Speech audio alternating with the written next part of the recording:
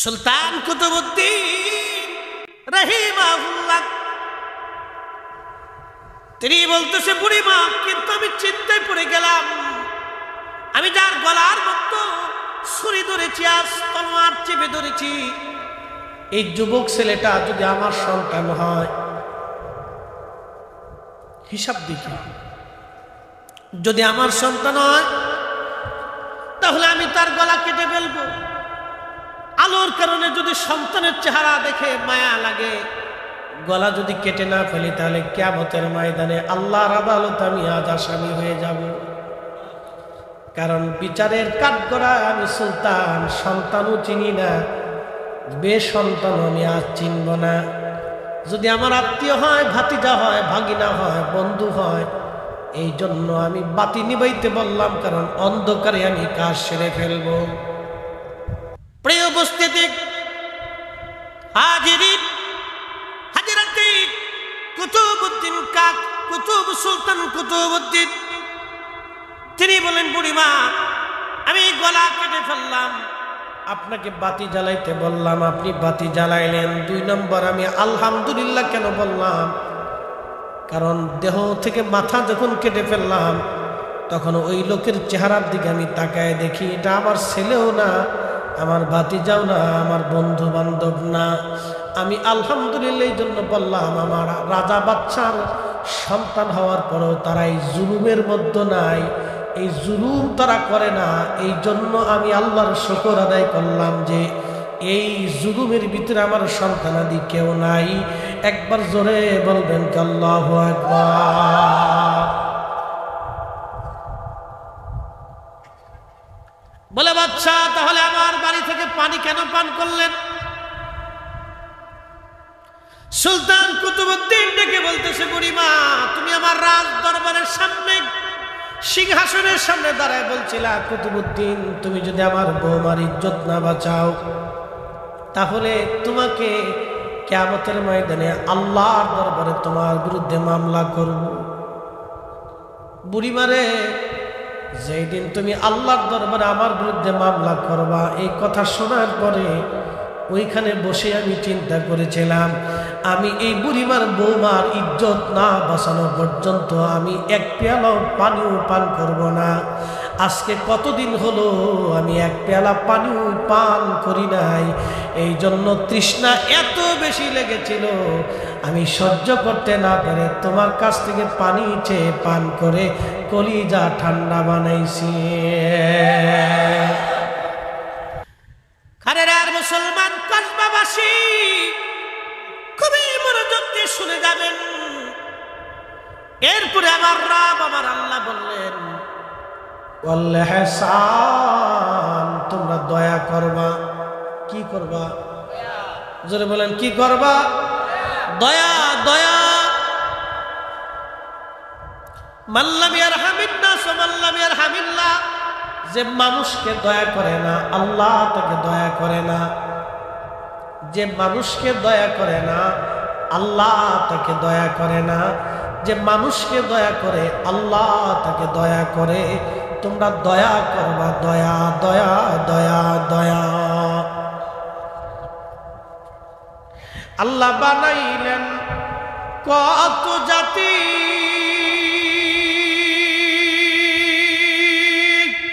হইল না তার প্রেম প্রীতি,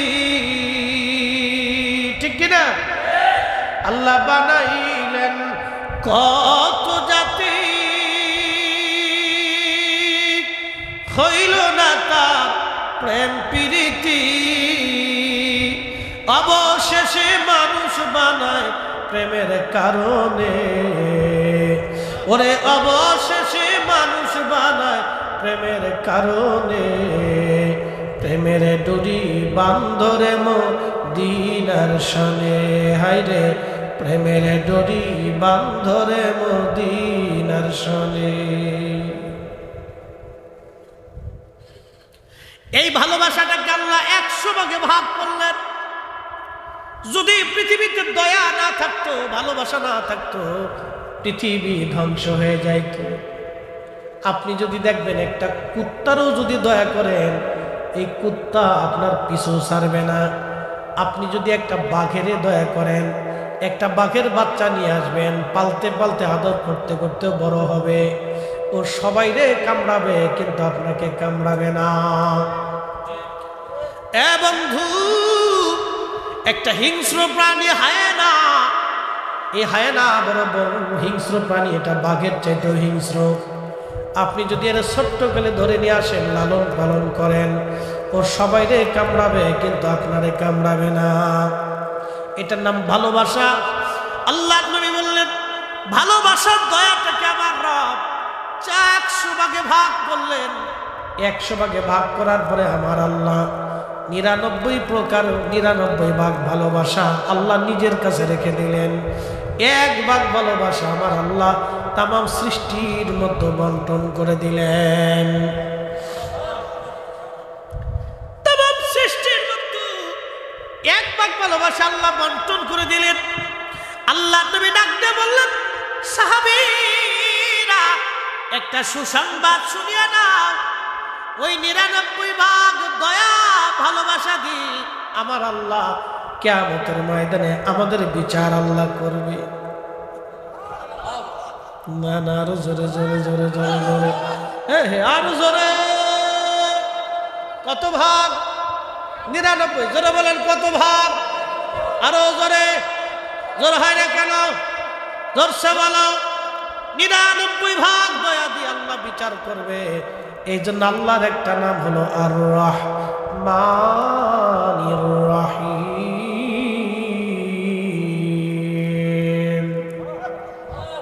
দয়ালু দয়াবান, দয়ালু দয়াবান, দয়ালু দয়াবান। এই জন্য দুনিয়াতে যারা দয়া করে আল্লাহ তাদেরকে দয়া করে। আপনি দুনিয়াতে মানুষকে দয়া করবেন, কিয়ামতের মাঠে আল্লাহ আপনাকে দয়া করে মাফ করে দেবে। গোপনে আল্লাহ পর্দার আড়ালে নিয়ে মাফ করে দিবে। আল্লাহু আকবার। সৌন্দর্যের কারণে ইউসুফ আলাইহিস সালাতু ওয়াস সালামের জন্য মিশরের নারীরা পাগল ছিল, জুলাইখা পাগল ছিল সৌন্দর্যের জন্য। এই জন্য নারীরা সুন্দর হয়। এই জন্য আল্লাহ রসুল বললেন, নারীদের মাথা থেকে পা পর্যন্ত বুরকা দিয়ে ঢাইকে দাও। ইউসুফ দেখতে অনেক সুন্দর ছিলেন। নবীজি বলতেন, আনা মালিহুন ওয়া আখি ইউসুফু সাবিহুন, আমি লাল সুন্দর, আমার ভাই ইউসুফ হলো সাদা সুন্দর। আল্লাহ তাকে অনেক সুন্দর করে বানিয়েছিলেন। সৌন্দর্য দেখে মিশরের নারীরা পাগল পারা হয়ে গেল। জুলাইখা পাগল। বান্ধবীরা ডাক দিয়ে বলল, জুলাইখা রে, ইউসুফ একটা গোলাম, ছোট্ট ছেলে দেখে তুমি পাগল কেন হলা?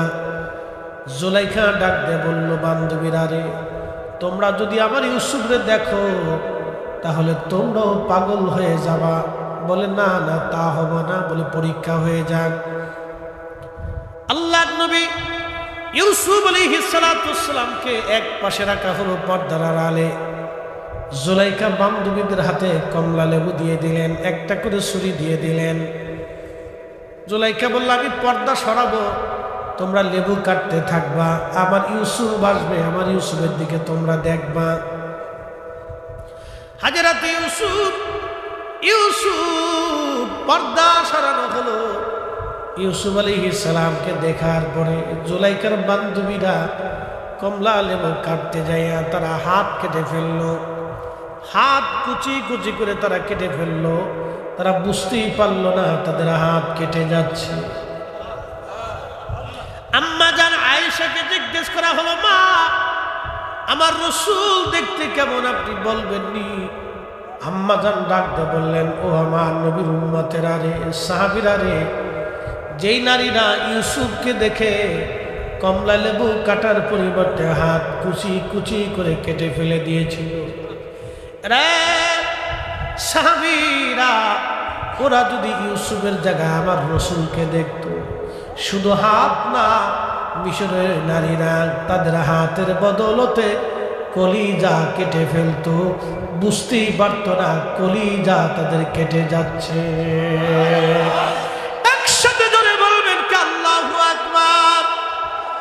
सूरती यूसुफ बेदारी हिकमत लुकमान मां करिए कुरान कारी आई दीन सादिल मां बलगल उला बिकमालिही कशफत दुजा बिजमालिही हसनत जमीउ खुसालिही सल्लु अलैहि वालिही।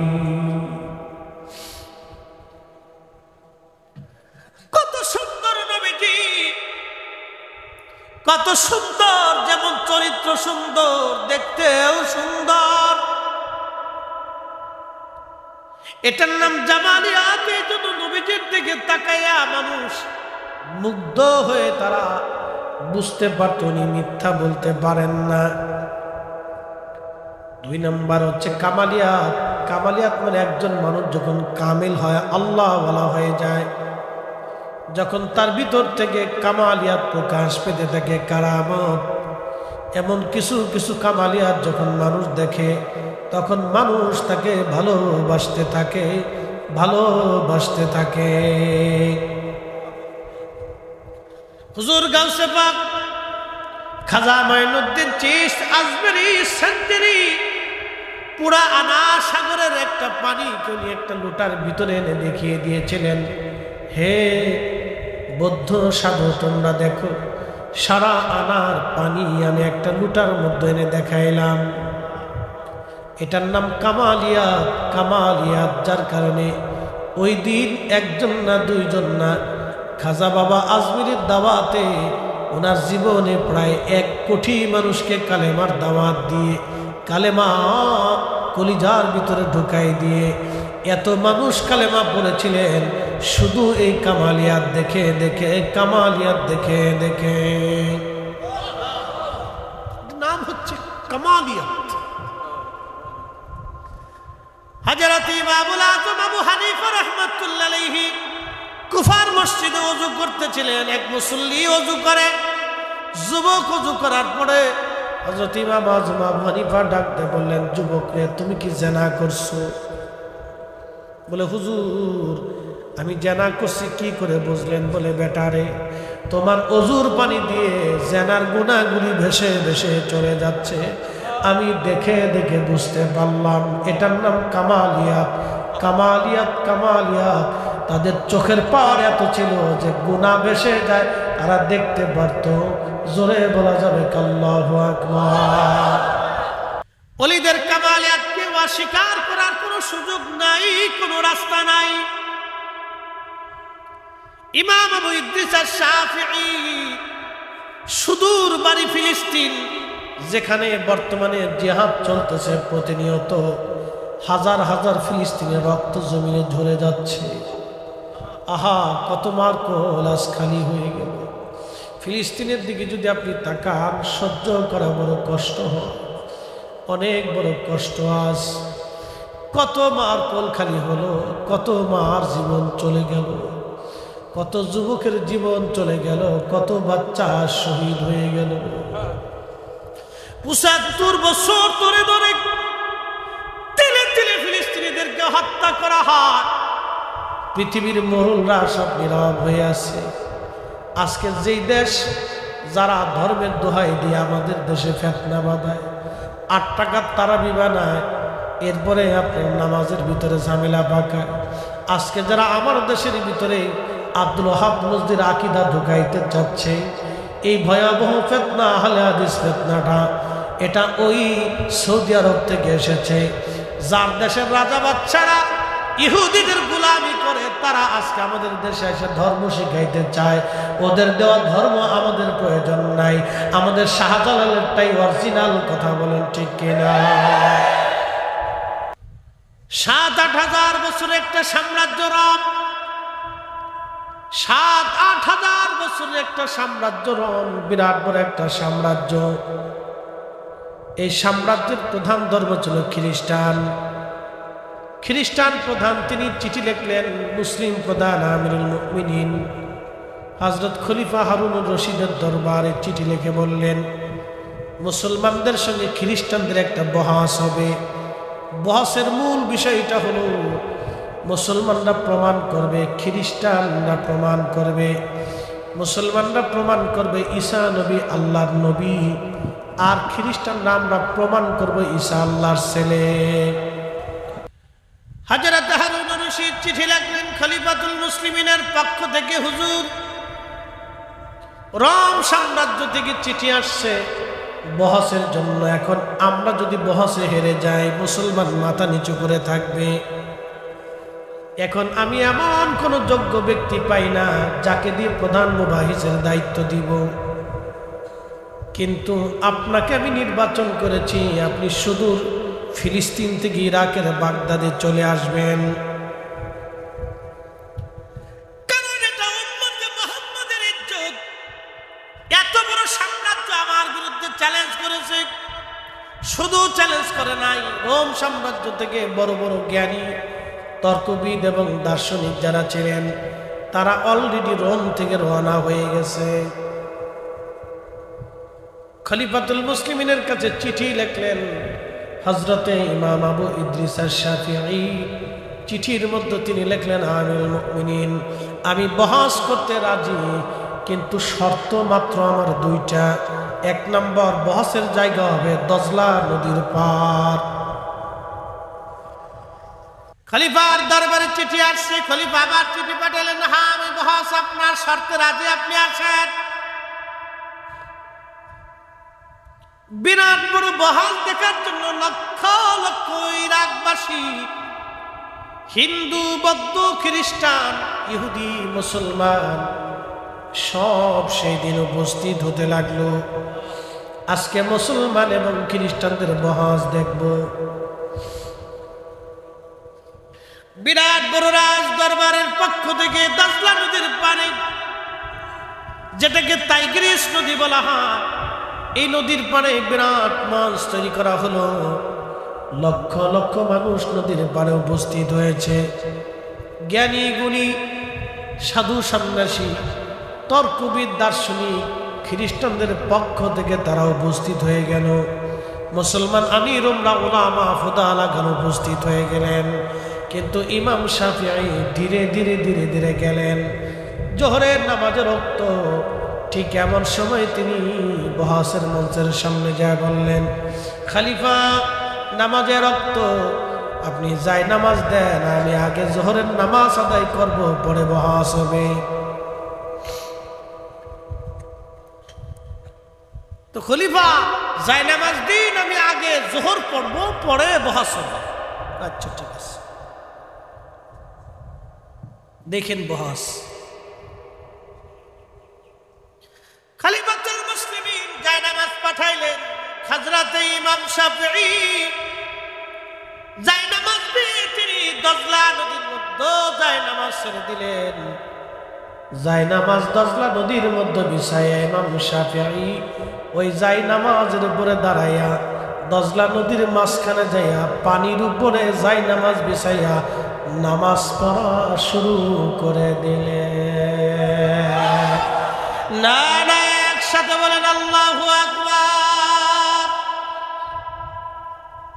খলিফাতুল মুসলিমিন রাজ দরবার, খলিফাতুল মুসলিমিন বিরাট মঞ্চে উপস্থিত। লক্ষ লক্ষ মানুষ মঞ্চের দিক থেকে দজলার দিকে ঘুরে গেল। লক্ষ লক্ষ মানুষ দজলার দিকে মুখ করে ঘোরানো। ইমাম শাফিঈ করে কি এটা? দজলার পানির উপরে জায়নামাজ বিছিয়ে ইমাম শাফিঈ যোহরের নামাজ পড়তে লাগলেন। পানিতে ডুবে না, জায়নামাজ পানিতে ডুবে না, ডুবে না, ডুবে না। ঠিক তখনই যোহরের নামাজ শেষ হয়ে যাওয়ার পরে ইমাম শাফিঈ ডাক দিছে, এ খ্রিস্টানেরা, কে বহস করবা?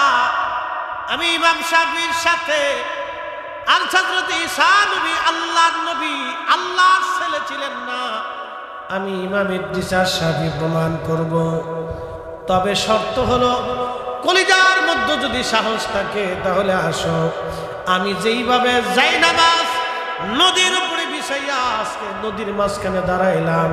খ্রিস্টানেরা, তোমাদের প্রধান মুবাহিসের যদি সাহস থাকে এইভাবে যায় নামাজ বিছাই আমার সামনে দজলা নদীর সামনে আসো, দজলা নদীর মাঝে আসো, আমি আর তুমি দুইজনে দজলার মাঝখানে যায় নামাজ বিছাইয়া পানির উপরে আজ বহাস করব। জোরে না বললে বুঝবো কিপটে। একসাথে হাত উঁচা করে বলেন আল্লাহু আকবার। পাওয়ার আসেনি?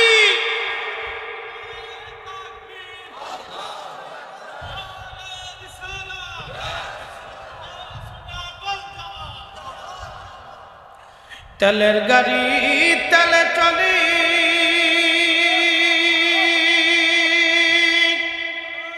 হাওয়ার গাড়ি হাওয়ায় উড়ে, বিনা তেলে চালায় গাড়ি নবী সুলাইমান। আমরা সেই মুসলমান।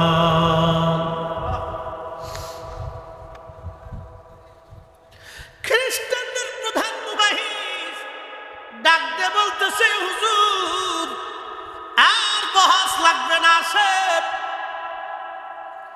যেই ঈমান, যেই কালেমা, যেই কোরআন, যেই নবীর আনিত ধর্ম বিধানের উপরে থেকে ঈমান এনে আমল করে, যেই যায় নামাজ বিছাইয়া দজলা নদীর মাঝখানে নামাজ আদায় করতে পারলেন, আর বুঝার বাকি নাই ওই ঈমান, ওই কালেমাই ঠিক, ওই জীবন ব্যবস্থায় ঠিক, ওই নবী সঠিক, আমাদের আর বুঝার বাকি নাই। আসেন আমরা খ্রিস্টান যারা বহসের জন্য আসছিলাম, আপনার হাতে কালেমা পড়ে আস ঈমানওয়ালা হয়ে যাব।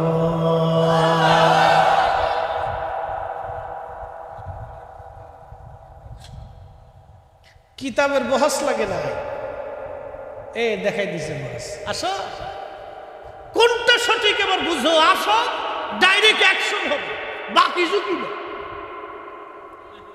কি কথা ঠিক কিনা? ডাইরেক্ট অ্যাকশন হবে, বাকি ঝুঁকি নেই। কলিজায় যদি সাহস থেকে তো যায় নামাজ বিছিয়ে আসো নদীর ভিতরে। শাহজালাল বলি যায় নামাজ বিছিয়ে দিছে নদীর উপরে, যা। সেই দিন যদি উনি যায় নামাজ না বিছাইতেন তাহলে আজকে বাংলা বিজিত হতো না। ওলিদের অবদানকে ছোট করে যারা দেখে এই সব কেটে নাফরমান। কথা বলে ঠিক কিনা? তাদের অবদান অস্বীকার করে আপনি এদেশে দিনের কথা বলবেন না, এটা ফাজলিমি।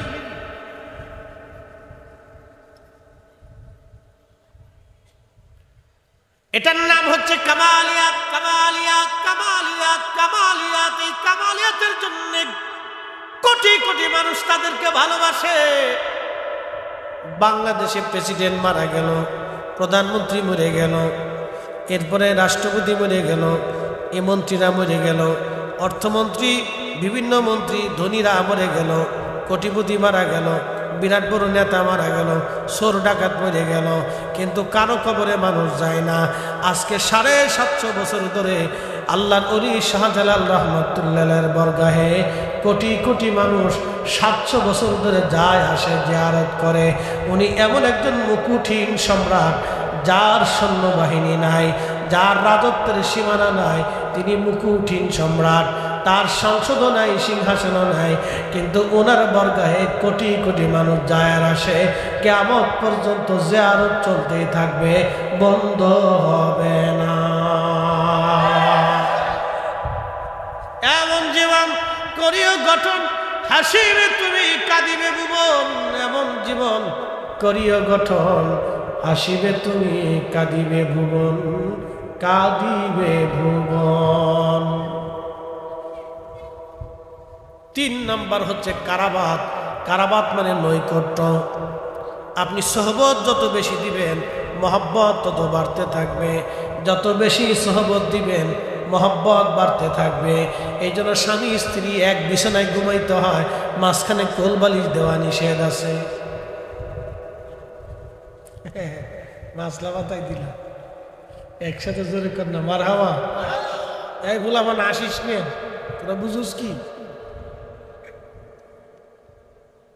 মাঝখানে কোল বালিশ দেওয়া নিষেধ আছে, এক বিছনায় ঘুমাইতে হয়, নাহলে জ্বালা আছে।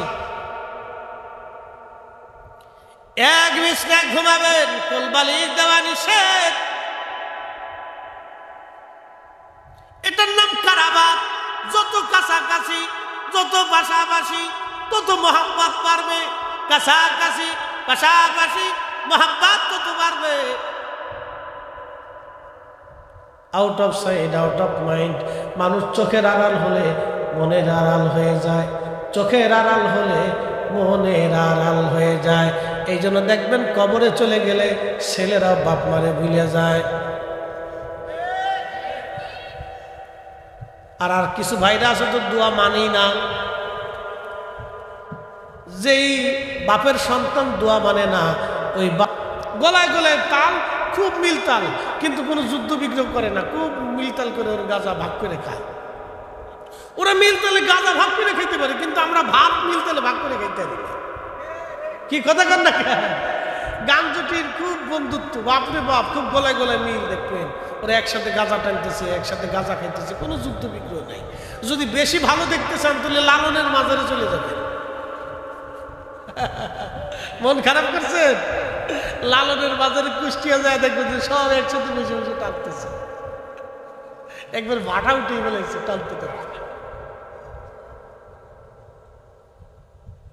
গাঞ্জটির দুষ্টমি খুব মারাত্মক দুষ্টমি। চতুর্থ নাম্বার হচ্ছে এহসান, দয়ার কথা বলছিলাম। দয়া, দয়া, মানুষকে দয়া করবেন, সৃষ্টিকে দয়া করবেন, পশু পাখিকে দয়া করবেন, মানুষকে দয়া করবেন, আত্মীয় স্বজনকে দয়া করবেন। কোরআন বলতেছে, ও বান্দা, আমি নিষেধ করতেছি, তোমরা শোনো। বলে ইহসান ওয়া ইতা ইদিল কুরবা, তোমরা নিকট আত্মীয় স্বজন যারা আছে তাদের খোঁজ খবর নিবা, তাদের খোঁজ খবর নিবা। অভুক্ত, অসুস্থ, দরিদ্র থাকলে সাহায্য করবা, সাহায্য পাঠাবা, চিকিৎসা করাবা, খাবার পৌঁছাবা। আনিল ফাহশা ওয়াল মুনকার, তোমাদেরকে বলতেছি ফাহিশা কাজ কুজ থেকে দূরে থাকবা, বেহাপনা থেকে দূরে থাকবা, আন্দা গান্দা পাশা নিকৃষ্ট কাজ থেকে দূরে থাকবা, বেড়া বেড়ি একসাথে নাচানাচি গান বাজনাগুলি থেকে দূরে থাকবা। কথা কর না, এগুলি নিকৃষ্ট ফাহিশা কাজ,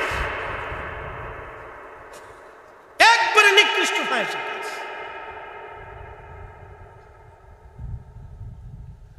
আল্লাহ কোরআন বলতেছে আনিল ফাহিশা ওয়াল মুনকার, নিকৃষ্ট ফাহিশা কাজ থেকে দূরে থাকবা তোমরা, বেহাপনা থেকে দূরে থাকবা, আন্দা গান্দা পাচা কাজ থেকে দূরে থাকবা।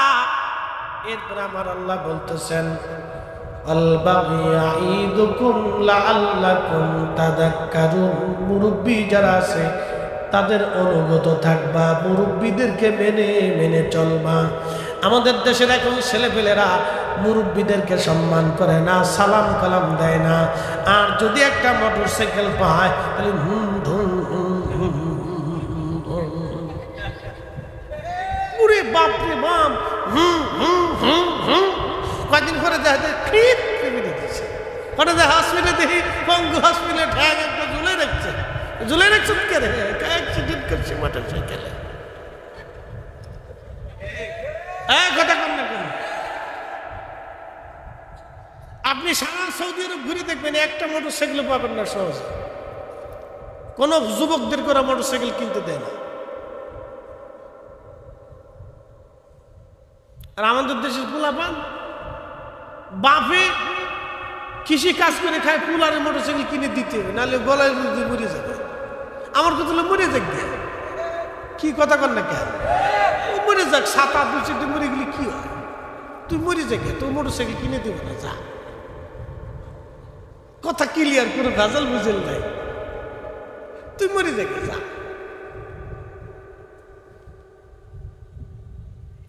শোনেন, ছেলেরা মোটরসাইকেল পালিয়ে মুরব্বী উস্তাদ মশাই কিচ্ছু চিনে না।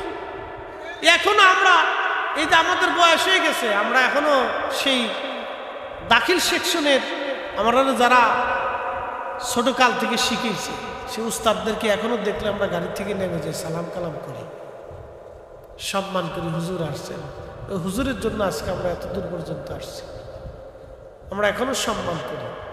শোনেন, আমি আমার তরুণ ভাইদেরকে বলবো, এটিগুলি কিয়ামতের আলামত।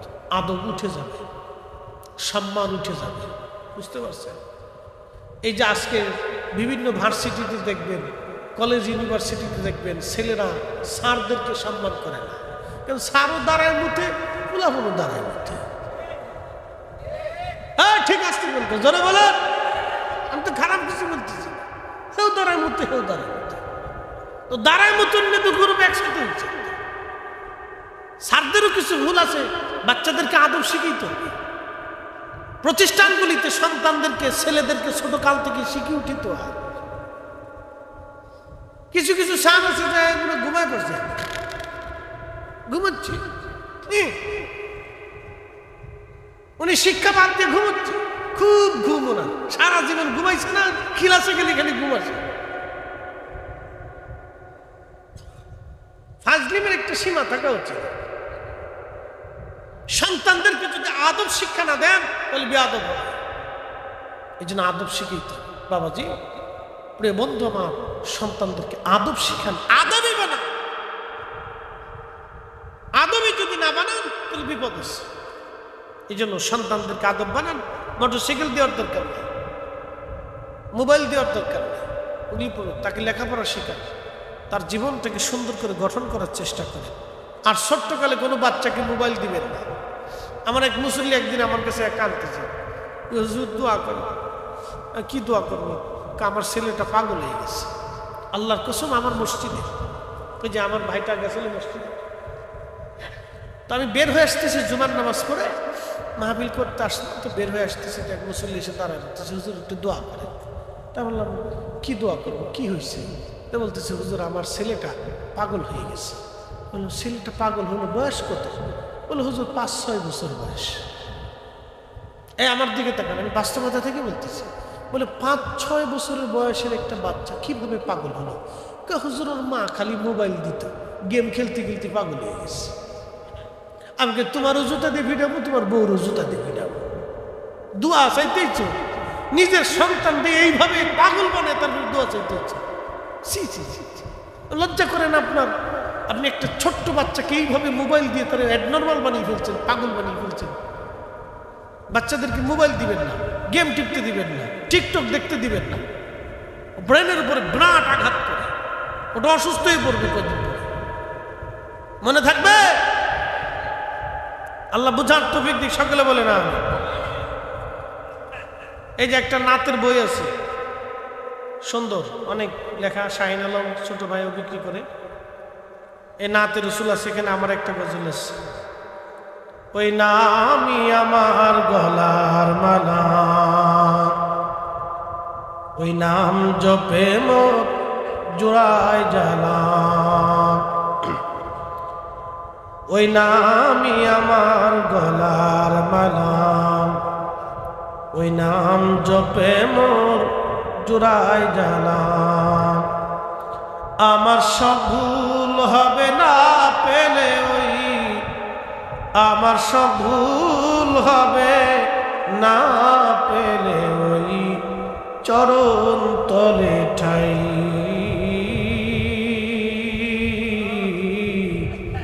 ওই নামের মাঝে কি যেন এক শান্তি খুঁজে পাই। আমি বিভোর হই রসুল নামে দুরুদ পড়ে যাই, ওই নামের মাঝে কি যেন এক শান্তি খুঁজে পাই। আল্লাহুম্মা সাল্লি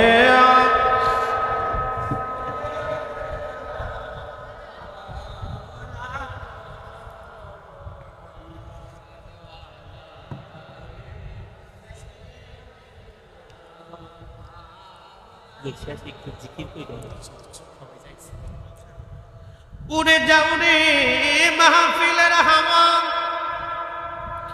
যাও রে উড়ে মদিনায়, আমাদের দুরুদ পৌঁছে দিও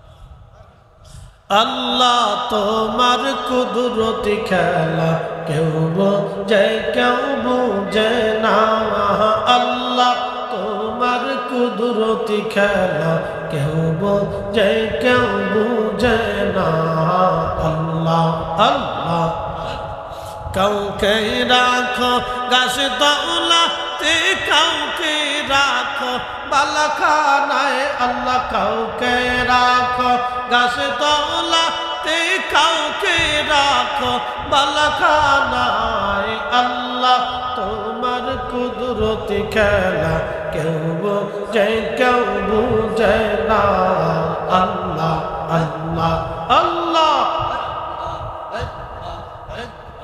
ইব্রাহিম তোমার নবী ছিল নমরুদের আগুনে ফেললো ইব্রাহিম তোমার খলিল ছিল নমরুদের আগুনে ফেললো আগুন হইল ফুল বাগিচা পশম কেনে উড়লো না আল্লাহ আগুন হইল ফুল বাগিচা পশম কেনে উড়লো না আল্লাহ তোমার কুদরতি খেলা কেউ বোঝে কেউ বুঝে না আল্লাহ আল্লাহ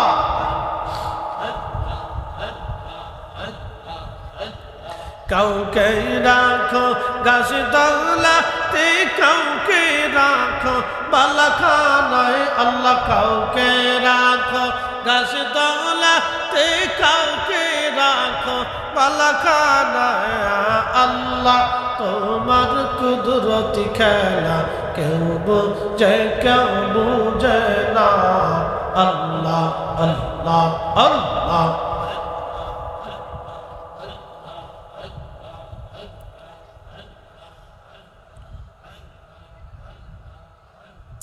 ইউনুস তোমার নবী ছিল মাছে তারে গিলে ফেললো মাছের পেটে রইলেন ইউনুস হজম কেনে হইল না আল্লাহ মাছের পেটে রইলেন ইউনুস হজম কেনে হইল না আল্লাহ তোমার কুদরতি খেলা কেউ বোঝে কেউ বুঝে না আল্লাহ আল্লাহ আল্লাহ কাউকে রাখো গাছ তলাতে কাউকে রাখো বালাখানায় আল্লাহ কাউকে রাখো গাছ তলাতে কাউকে রাখো বালাখানায় আল্লাহ তোমার কুদরতি খেলা কেউ বোঝে কেউ বুঝে না আল্লাহ আল্লাহ